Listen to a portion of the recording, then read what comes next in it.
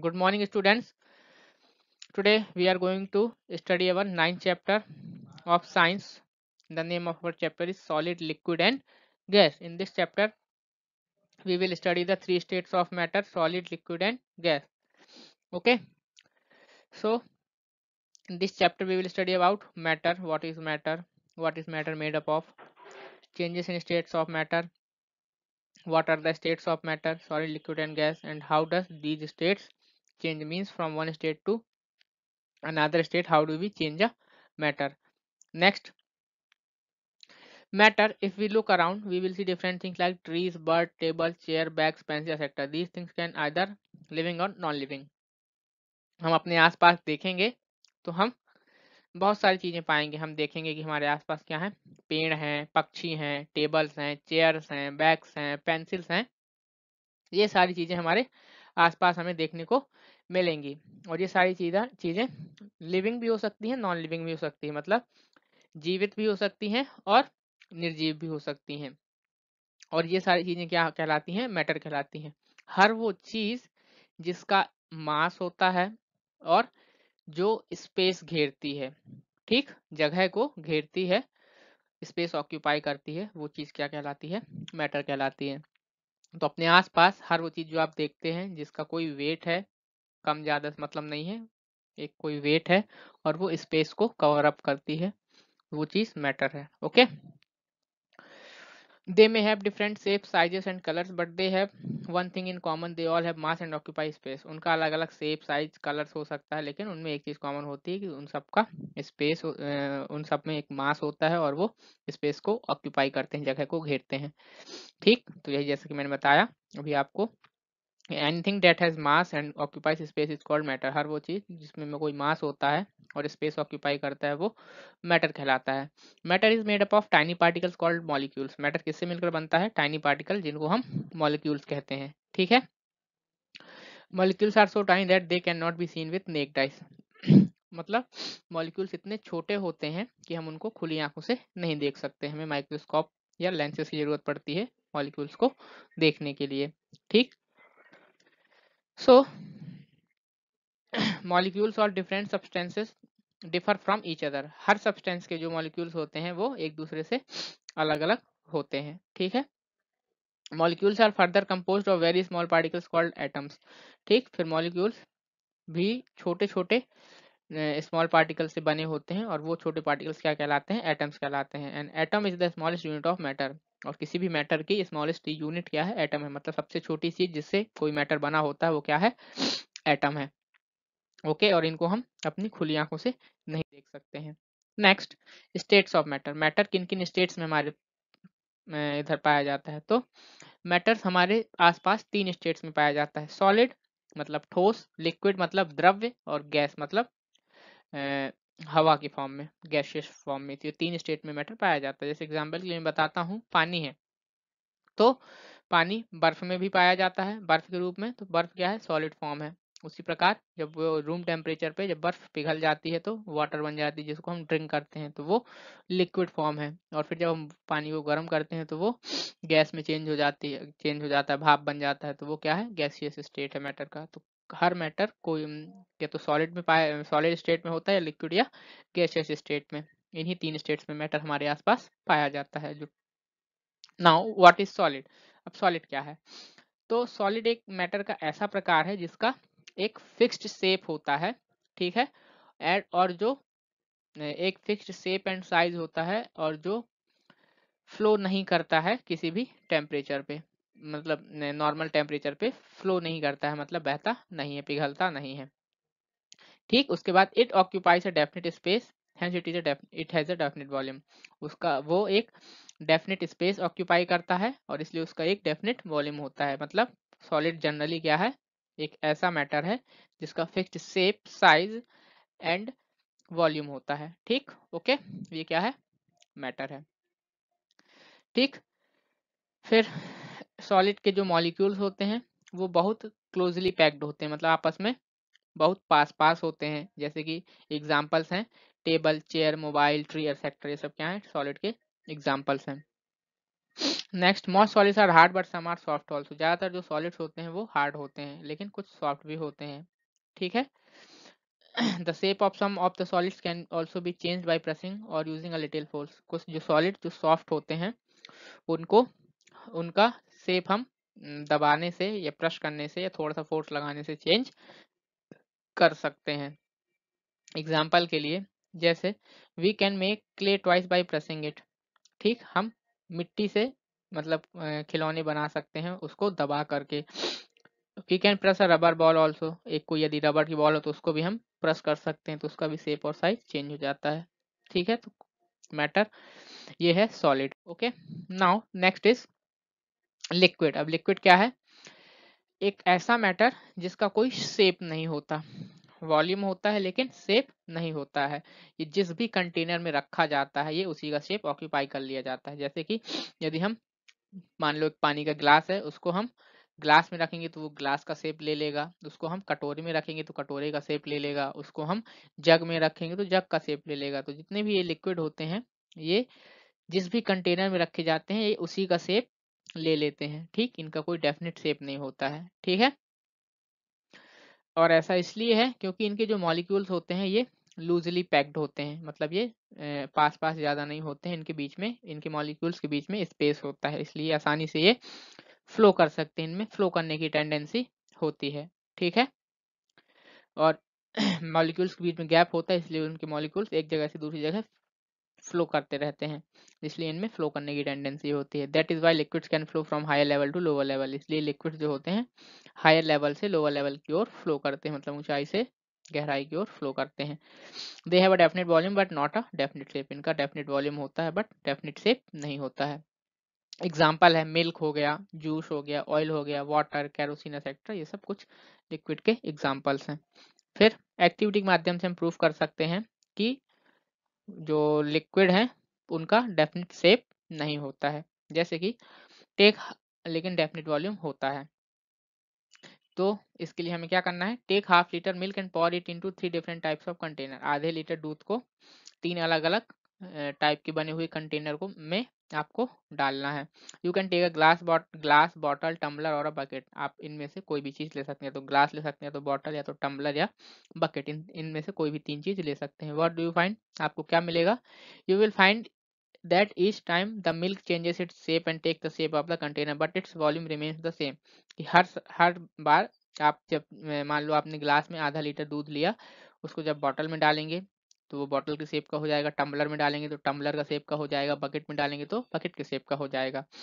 तो ये आप यही चीज ऑब्जर्व करेंगे अपनी एक्टिविटी में कि उसने जिस भी कंटेनर में हमने उसको डाला तो उसका शेप तो ले लिया, लेकिन वो आधा लीटर दूध उतना ही रहा, उसका वॉल्यूम कम नहीं हुआ। वो आधा लीटर था तो आधा लीटर ही रहा। तो इस बात से हम कंक्लूड कर सकते हैं, इस एक्टिविटी के माध्यम से आप भी घर में चेक कर सकते हैं अपने कि जो लिक्विड्स होते हैं उनका जो वॉल्यूम होता है वो डेफिनेट होता है, लेकिन उनका शेप डेफिनेट नहीं होता है। वो जिस भी कंटेनर में रखे जाते हैं, जिस भी बर्तन में रखे जाते हैं, उसी के शेप को ऑक्यूपाई कर लेते हैं, उसी के शेप के हो जाते हैं।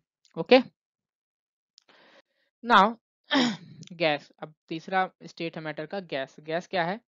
Like these liquids gases also flow and do not have their own shape. Gases भी क्या करती हैं? लिक्विड की तरह ही फ्लो करती हैं और इनका भी कोई अपना शेप नहीं होता है। ठीक है, गैसेस भी कंटेनर का शेप ही ले लेती हैं। ठीक, जिसमें उसको रखा जाता है, यदि रूम में रखा जाएगा तो वो पूरे रूम में फैल जाएंगी। ठीक, उनके पार्टिकल्स के बीच में बहुत ज़्यादा गैप होता है तो वो पूरे रूम में फैल जाएंगी। या जिस भी कंटेनर में रखी जाएंगी, जैसे सिलेंडर में रखते हैं तो पूरे सिलेंडर के शेप की हो जाती हैं, सिलेंडर के पूरी जगह को ऑक्यूपाई कर लेती है, तो इनका भी डेफिनेट शेप नहीं होता है। The molecules are far apart in gases, therefore molecules can move freely from one place to another। जो गैसेस के मॉलिक्यूल्स होते हैं वो बहुत ज़्यादा होते हैं। ठीक है, इसलिए वो एक जगह से दूसरी जगह बहुत फ्रीली मूव करते हैं, और इसलिए जिस भी चीज़ में रखे जाते हैं तो उस पूरे कंटेनर को ऑक्यूपाई कर लेते हैं, ये पूरे उसी के शेप के हो जाते हैं। ठीक है, ना ही इनका फिक्स्ड शेप होता है, ना ही इनकी फिक्स्ड वॉल्यूम होती है। ओके, एग्जाम्पल है ऑक्सीजन जो हम सांस लेते समय लेते हैं, hydrogen, nitrogen, carbon dioxide, helium, argon etcetera, ये सब क्या है? गैसेस के एग्जाम्पल्स हैं। और जनरली हम गैसेस को देख भी नहीं सकते हैं, अपने नेक्ड आइज से गैसेस को देखा भी नहीं जा सकता, उनको केवल स्मेल या फील किया जा सकता है। Okay, now changes in states of matter, matter की स्टेट्स में चेंजेस कैसे होते हैं कि एक स्टेट से दूसरे स्टेट में कैसे चेंज होता है। जैसा कि मैंने अभी एक पहले आपको एग्जांपल अभी बताया था कुछ देर पहले कि कैसे पानी ही बर्फ बन जाता है, पानी ही भाप बन जाता है। तो पानी क्या था, लिक्विड था, लिक्विड से बर्फ बना तो सॉलिड में चेंज हो गया, सॉलिड स्टेट में, और जब लिक्विड से गैस बना तो गैसियस स्टेट में चेंज हो गया। ठीक है, या बर्फ थी तो बर्फ जब को पिघल गई तो लिक्विड में, सॉलिड से लिक्विड, तो इस तरह मैटर के स्टेट्स में चेंजेस आ सकते हैं। ठीक है, और मैटर को हम गर्म या ठंडा करके उसको एक स्टेट से दूसरे स्टेट में चेंज कर सकते हैं। ओके,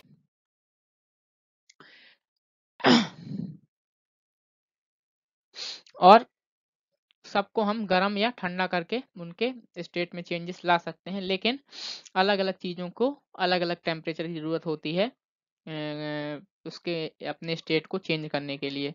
ठीक, तो आइए देखते हैं आगे।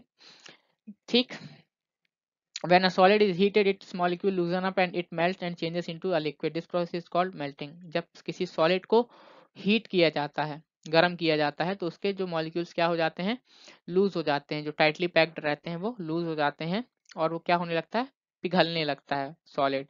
ठीक है, और फिर वो लिक्विड में चेंज हो जाता है। और इस प्रोसेस को कि सॉलिड को on heating when solid changes its state from solid to liquid, this process is known as melting. Okay, इसको क्या कहते हैं, मेल्टिंग कहते हैं। फिर जब when a liquid is heated, जब किसी लिक्विड को हीट किया जाता है तो मॉलिक्यूल्स क्या हो जाते हैं, फ्री हो जाते हैं, और लिक्विड किस में चेंज हो जाता है, गैस या वेपर में चेंज हो जाता है। ठीक है, और इस प्रोसेस को क्या कहते हैं, इवापोरेशन, की the process of changing of liquid into gas on heating is known as evaporation. Okay, and when a vapor is cooled or condensed its molecules come closer and vapor changes back into liquid। कि जब किसी vapour को ठंडा किया जाता है या condense किया जाता है तो उसके मॉलिक्यूल क्या हो जाते हैं, पास पास आ जाते हैं, और वो दोबारा लिक्विड में चेंज हो जाता है, और ये प्रोसेस क्या कहलाती है, कंडेंसेशन कहलाती है। This process is known as condensation. And next, when a liquid is cooled its molecules come even closer, more closer, and liquid changes into solid, this process is called freezing। कि जब किसी liquid को cool किया जाता है further तो उसके molecules और पास पास आ जाते हैं, और वो क्या होने लगता है, फ्रीज होने लगता है, जमने लगता है, और सॉलिड फॉर्म ले लेता है, और ये प्रोसेस क्या कहलाती है, फ्रीजिंग कहलाती है। ठीक, एग्जांपल दे सकते हैं मेल्टिंग में, जैसे कि ठंडी में क्या होता है, घी जम जाता है, तो उसको जब हम गर्म करते हैं तो वो गर्म करने से क्या हो जाता है, पिघल करके लिक्विड बन जाता है। तो ये क्या है, मेल्टिंग की प्रोसेस है। ठीक, फिर जब हम उस जैसे पानी है, पानी को गर्म करते हैं तो क्या होने लगता है, पानी भाप बन के उड़ने लगता है। ठीक है, तो वो लिक्विड से वेपर बन जाता है, मतलब गैस स्टेट में चेंज हो जाता है, और ये प्रोसेस इवापोरेशन कहलाती है। फिर उसके बाद जब हम इवापोरेशन को ठंडा करते हैं, गर्म या कंडेंस्ड करते हैं उसको, तो वो फर्दर जब ठंडा हो जाता है तो क्या हो जाता है, फिर से लिक्विड का फॉर्म ले लेता है, और ये प्रोसेस क्या कहलाती है, कंडेंसेशन कहलाती है। ओके, और उसके बाद जब लिक्विड्स को फर्दर कूल मतलब ठंडा किया जाता है तो उसके मॉलिक्यूल्स और पास पास आ जाते हैं, और वो सॉलिड में चेंज हो जाते हैं। जैसे कि पानी को जब हम फ्रीजर में रख देते हैं ठंडा करने के लिए तो वो क्या हो जाता है, बर्फ बन जाता है, और बर्फ क्या है, सॉलिड में चेंज हो जाता है, और यही प्रोसेस क्या कहलाती है, फ्रीजिंग कहलाती है। तो समझ आया आप लोगों को? आइए अब आगे देखते हैं। सॉल्युबिलिटी, सॉल्युबिलिटी क्या है, तो सॉल्युबिलिटी क्या है कि the substance which get dissolve in a liquid are called soluble substances. ऐसे सब्सटेंसेस जो किसी लिक्विड में डिजॉल्व हो जाते हैं, घुल जाते हैं, जैसे पानी में शक्कर घुल जाती है, पानी में नमक घुल जाता है, तो शक्कर या नमक क्या है, सॉल्युबल सब्सटेंसेस हैं। ठीक है, घुलनशील पदार्थ, जैसे कि एग्जाम्पल आपको दिया है सॉल्ट एंड शुगर। ठीक है, और उसके बाद कुछ ऐसे भी सब्सटेंसेस होते हैं जो लिक्विड में नहीं घुलते हैं। ठीक है, जैसे कि मिट्टी हो गई या चौक हो गई, ये क्या होते हैं, पानी में नहीं घुलते हैं या किसी भी लिक्विड में नहीं घुलते हैं, तो इसलिए ये क्या है, इनसॉल्युबल सब्सटेंसेस हैं, मतलब अघुलनशील पदार्थ हैं। ओके, तो जो घुल जाएं वो सॉल्युबल, जो नहीं घुले पानी या लिक्विड में वो insoluble. Okay, now solute, solvent and solution, ये तीनों चीजें क्या हैं, तो ये ऐसी चीजें हैं जो लिक्विड्स में इजीली बहुत सारी ऐसी चीजें हैं जो लिक्विड्स में इजीली डिसॉल्व हो जाती हैं, घुल जाती हैं, ठीक है। तो ऐसी सब्सटेंसेस जो लिक्विड में पूरी तरह से घुल जाते हैं वो क्या कहलाते हैं, सॉल्यूट्स कहलाते हैं, ठीक है। जैसे कि एग्जांपल, पानी में हमने नमक को घोला तो नमक क्या होता है, पूरी तरीके से पानी में घुल जाता है, ठीक है। तो वो नमक क्या है, सॉल्यूट है यहाँ पे, ओके। और उसके बाद जहाँ पे ऐसा लिक्विड जिसमें कोई सॉल्यूट डिसॉल्व होता है वो क्या कहलाता है, सॉल्वेंट कहलाता है। The liquid in which a solute dissolve is known as solvent. कहने का मतलब जिस चीज में हमारा सॉल्यूट घुला वो क्या कहलाता है, वो लिक्विड सॉल्वेंट कहलाता है। जैसे फॉर एग्जांपल नमक पानी है, ठीक है। नमक में हमने पानी में हमने नमक मिलाया, तो पानी में कौन घुला, नमक घुला, तो नमक क्या है, सॉल्यूट है। और नमक किस में घुला, मतलब हमारा सॉल्यूट किस में घुला, पानी में घुला, तो पानी क्या है, हमारा सॉल्वेंट है, ओके। नेक्स्ट है, सॉल्यूट और सॉल्वेंट को मिलाने से जो मिक्सचर फॉर्म हुआ, जैसे हमने नमक और पानी को मिलाया तो एक सॉल्यूशन, एक हमें मिक्सचर मिला, वही मिक्सचर क्या कहलाता है, सॉल्यूशन कहलाता है, ठीक है। जो सॉल्यूट और सॉल्वेंट को घोलने से जो हमें मिक्सचर प्राप्त होता है वही मिक्सचर क्या कहलाता है, सॉल्यूशन कहलाता है। Mixture obtained by dissolving a solute in a solvent is called solution, okay. Example है वाटर, मिल्क, मतलब नमक पानी, ये क्या है, सॉल्यूशन है। नमक और पानी का, नमक सॉल्यूट है, पानी सॉल्वेंट है। फिर शक्कर और दूध, तो दूध में शक्कर पूरी घुल जाती है तो ये भी क्या है, सॉल्यूशन है। किसका, दूध क्या है, सॉल्वेंट है, और शक्कर क्या है, सॉल्यूशन है, ठीक है। तो इस तरह से एग्जाम्पल है, सॉरी, शक्कर सॉल्यूट है, दूध सॉल्वेंट है, और दूध और शक्कर का जो मिक्सचर है वो क्या है, सॉल्यूशन है, okay. Most of the solutes can dissolve in water, that is why water is known as universal solvent. बहुत सारे ऐसे सॉल्यूट हैं, ज्यादातर सॉल्यूट वाटर में डिसॉल्व हो जाते हैं, ठीक है, मतलब घुल जाते हैं, इसलिए वाटर को यूनिवर्सल सॉल्वेंट भी कहा जाता है, क्योंकि इसमें ज्यादातर सब्सटेंसेस आपस में घुल जाते हैं। So in this way our chapter gets finished, okay. So in this chapter we have studied various things about solid, liquid and gases. We have studied matter, its states and how to change its state, and on changing states which processes are involved. All these things we have studied in this chapter. Hope you all understood. Thank you everyone. Goodbye. Take care.